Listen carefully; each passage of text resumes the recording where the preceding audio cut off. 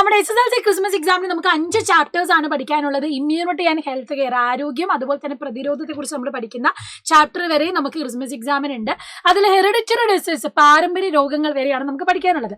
അതിൽ വളരെ ഇമ്പോർട്ടന്റ് ആയിട്ടുള്ള ടോപ്പിക്കാണ് ഫാഗോസൈറ്റോസിസ്. ഇത് പഠിക്കാൻ നിങ്ങൾ മിസ്സിൽ തരുന്ന ഫ്ലോ ചാർട്ട് പഠിച്ചാൽ മതി. ആദ്യം തന്നെ എന്താ ചെയ്യുന്നത്, ഫാഗോസൈറ്റ് എന്ത് ചെയ്യുന്നു, നമ്മൾ നേരത്തെ പറഞ്ഞിട്ടുള്ള പലതരത്തിലുള്ള കോശങ്ങൾ WBCs ആണ്, അവർ പാത്തജന്റെ അടുത്ത് എത്തുകയാണ്.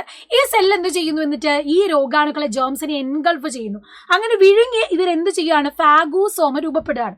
അങ്ങനെ ഫാഗോസോമ രൂപപ്പെട്ട് കഴിഞ്ഞാൽ പാത്തജൻ ഈ പറയുന്ന സെല്ല് വിഴുങ്ങി കഴിഞ്ഞാൽ അത് ഫാഗോസോമായി.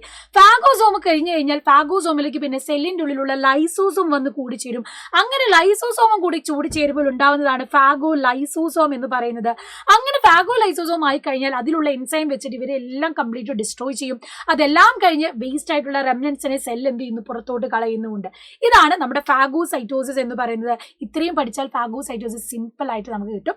ഫാഗോസൈറ്റുകൾ ഏതൊക്കെയാണെന്ന് നമ്മൾ പഠിച്ചതാണ്. ഫാഗോസോമും ഫാഗോ ലൈസോസോമും മാറിപ്പോവാതിരിക്കുക. ലൈസോസോം എന്ന് പറയുന്നതിന് മറ്റൊരു പേരും കൂടി ഉണ്ട്, അതെന്താണെന്നും കൂടെ കമന്റ് ബോക്സിൽ കമന്റ് ചെയ്യാം. ബൈ.